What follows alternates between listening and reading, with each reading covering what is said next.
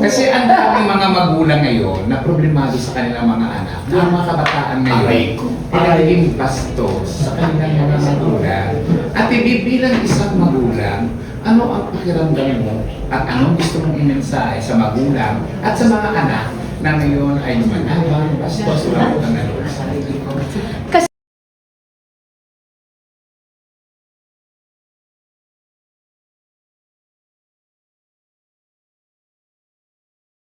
Kasi naman, uulitin ko lang, Morley, ang importante, family is the most important unit in our society.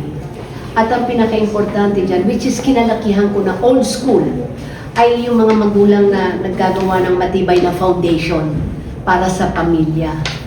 Eh kung minsan, sabi ko nga, hindi mo naman mabiblame din ang mga eskwelahan palagi or lagi ang community o social media. Kasi kung minsan, meron din yung, oh, kailangan pumunta kayo sa school. Sabi ng nanay, hindi pwede kasi scatter.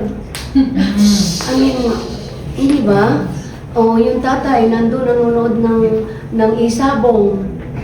I mean, the parents also this time, kung gusto natin magkaroon ng pagbabago sa bansa natin and biniblame natin yung ibang sektor, at the end of the day, ang may pinakamalaking responsibilidad magulang, wake up. Wake up. Because itong mga anak natin ang bukas. Ito na tayo ngayon eh. Wala na tayo. Ito na tayo. And tomorrow is for the youth.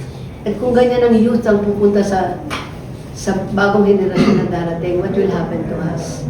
Think of your children. Think of your family. Mga magulang, please, wake up. Diba? Yun lang.